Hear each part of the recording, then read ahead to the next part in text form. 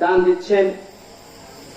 নাম হচ্ছে আকবর আলী, পিতার নাম শফির মন্ডল, ঠিকানা ডুফলপাড়া। দান 500 টাকা। বলি মারহাবা। আল্লাহ এই দান কবুল ও মঞ্জুর করে নিক। সকলে বলেন আল্লাহুম্মা আমিন। যারা মসজিদের জন্য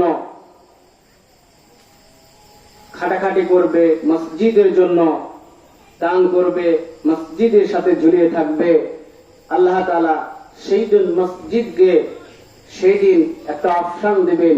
সেই অপশনটাই হচ্ছে সাপোর্ট করবে, আমাদের ওসিলা হয়ে যাবে। সেই দিন মসজিদের জবান আল্লাহ খুলিয়ে দিবেন। সেই দিনের আমরা কথা চিন্তা করে আমরা যেন এই মাহফিলটাকে আমরা এগিয়ে নিতে পারি। সকলের কাছে এটা আমি আশাবাদী।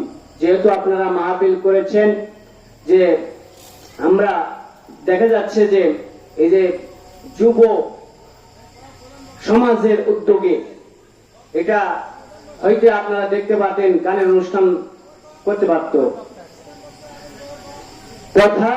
প্রধান বক্তার আগমন, প্রধান বক্তার আগমন।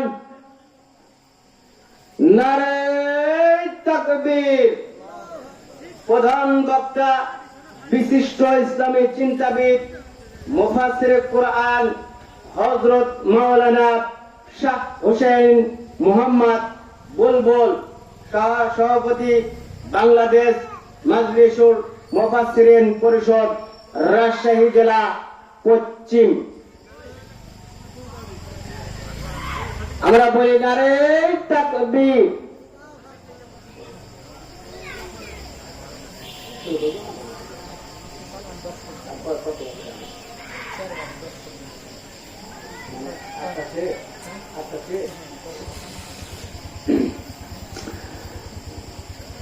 ওই খোদারি তারিফ যত, একে মুখেই কব কত, বিশ্বের বিখলাতা যত, কেটে কেটেই কলম করত। একটা বৃক্ষ কাটিলে পরে কতগুলো কলম হবে।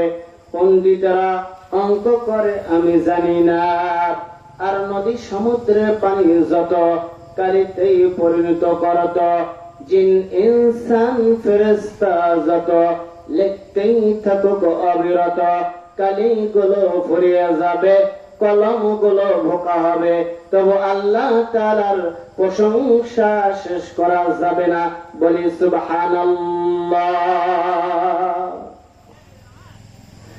আল্লাহ রাব্বুল আলামিন বললেন, উল্লাউ কানাল বাহরু মিদাদাল লিকালিমাতি রাব্বি লানাফিদাল বাহরু ক্বাবলা আন তানফাদা কালিমাতু রাব্বি ওয়ালাউ জিনা বিমিসলিহি মাদাদা।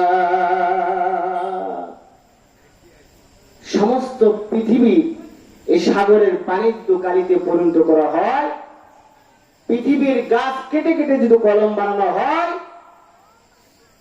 পৃথিবীর যতগুলো মাটি রয়েছেন কাগজে পরিণত করা হয়। আর ফেরেশতা, জিন, ইনসান, মানুষগুলো যদি লিখতে থাকে, তাও আল্লাহ তাআলার প্রশংসা শেষ করতে পারবে না। বলি সুবহানাল্লাহ।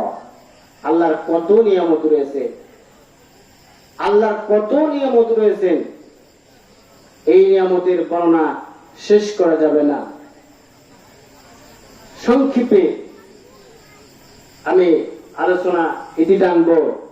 শেষ জামানা ও মুমিনা, শেষ জামানা ও মুমিনা, কথাটা যে নয় মিছে, আখেরি জামানা এসেছে।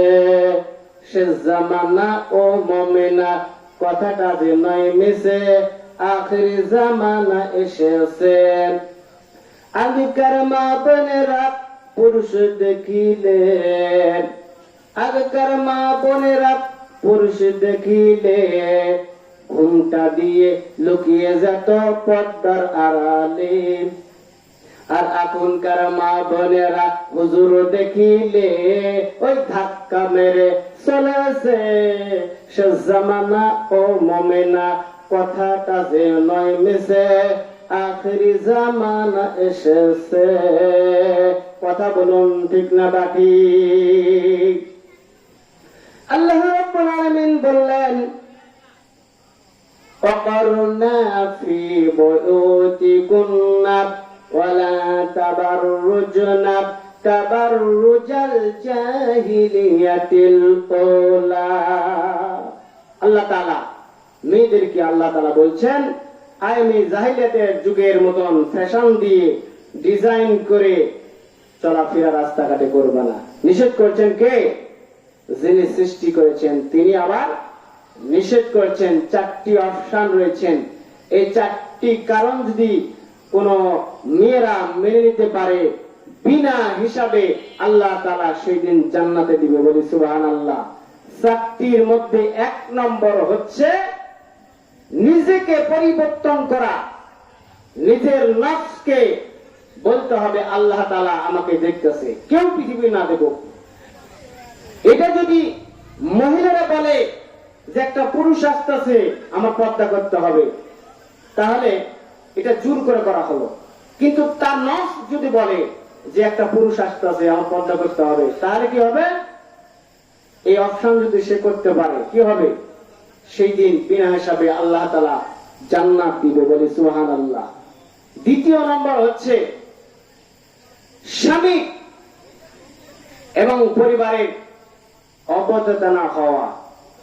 যদি এই কাজ অটল রাখতে পারে, স্বামীর কোনো ওভারটেক করা যাবে না। স্বামীর কথাকে এলাও না করে অন্য পরিবারের কথা শুনে যা ইচ্ছা তা করবেন, এটা ইসলাম বর্জন করে না। স্বামীর কথা যদি আপনি মানেন, ভারসম্পন্ন স্বামী যদি হয়, ইসলামী মাইন্ডে যদি স্বামী হয়, তাহলে সে যদি কয় আর তার কথা যদি মানে, ওই মহিলা জান্নাতে যাবে। বলি সুবহানাল্লাহ। আর হচ্ছে তৃতীয় নম্বর হচ্ছে যে আল্লাহ রাসূল তথা দিনকে ভালোবাসে, দিনের দাওয়াত দেয়, এই মহিলা যদি হয়, কিয়ামতের দিন আল্লাহ তাআলা বিনা হিসাবে জান্নাত দিবেন। চতুর্থ নম্বর হচ্ছে আমানতদারী, আমানত রক্ষাকারী।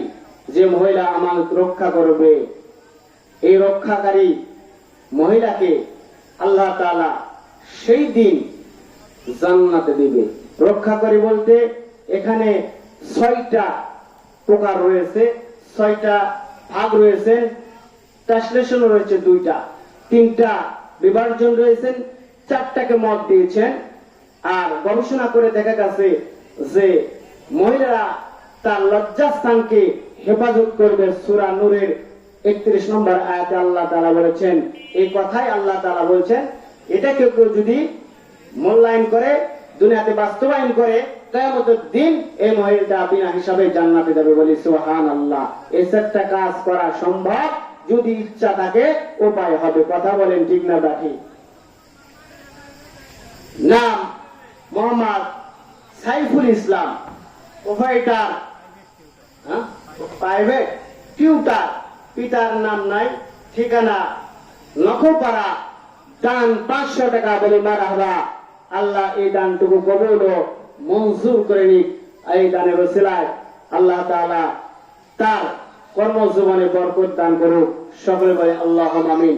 যেহেতু আমরা এই মাহফিল আয়োজন করেছি, মাহফিলের কথা এটা আমার মুখ থেকে যে কথা বের হচ্ছে, আপনারা মনে করছেন যে হাবিবুর ভাই বা হাবিবুর ছেলে কথা বলছেন। আসলে আল্লাহর কসম করে বলি, এটা আমার কথা নয়।